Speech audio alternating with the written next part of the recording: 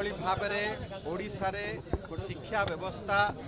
সম্পূর্ণ ভাবে বিপর্যস্ত অবস্থায় আসিকি পড়িছি এবং বিশেষ করে উচ্চশিক্ষা বিভাগ সম্পূর্ণ ভাবে পঙ্গু হয়ে যাইছি সেই বাবদরে আমি महामहिम राज्यपाल को भेटिलु जी होती chancellor of all the universities एवं ताकर दृष्टि आकर्षण कलु एवं सबुठारु बड़ कथा है उच्च शिक्षा विभाग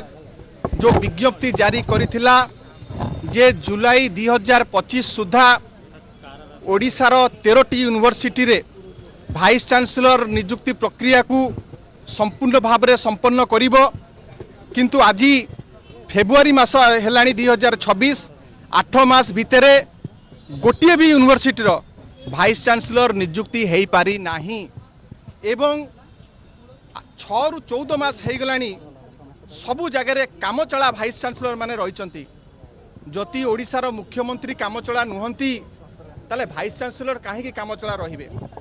कामचला वाइस चांसेलर मानकर बहुत लिमिटेशंस रही फाइनेंशियल पावर नहीं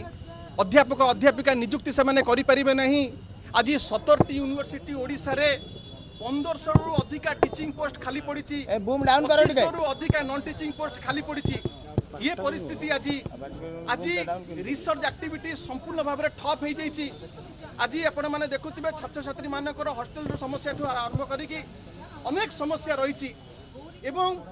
परीक्षा ठीक समय हो पारनी रिजल्ट ठीक समय बाहरी पारुनी एकदम अभावनीय परिस्थिति यूनिवर्सिटी मानकरे ए कथा आज आम आसिक महामहिम को जनइलु राज्यपाल को एवं तुरंत एथरे हस्तक्षेप करंतु एवं बाहर जो भली भाव शिक्षाविद महल रे लोकों को महल रे छात्र छात्री महल रे टीचर महल रे जो आलोचना चली जे ए जो अहेतुक विलंब होउची ए अहेतुक विलंब पछर कारण हैला मेरिट को आज एमाने ढांकी देकी वर्तमान भारतीय जनता पार्टी रो नेता मंत्री माने एथरे एक्सेसिव इंटरफेरेंस करुचंती मेरिट को ढांकी देकी पॉलिटिकल लॉबी करिकी तांको निज लोकों को सर्च कमिटी रे रखिकी तांकरी माध्यम रे वर्तमान वाइस चांसेलर बसैबा को चाहुचंती शिक्षा अनुष्ठान रे गौरीकरण करिया को चाहुचंती आकु विरोध करा जिवो एवं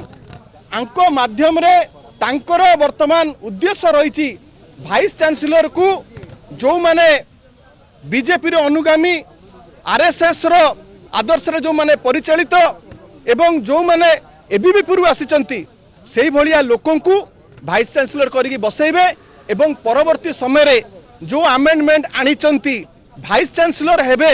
रिक्रुटमेंट बोर्ड रो चेयरमैन तांकरी माध्यम रे अध्यापक अध्यापिका नियुक्ति रे बड़ धरणर दुर्नीति होबाकू जाउची एवं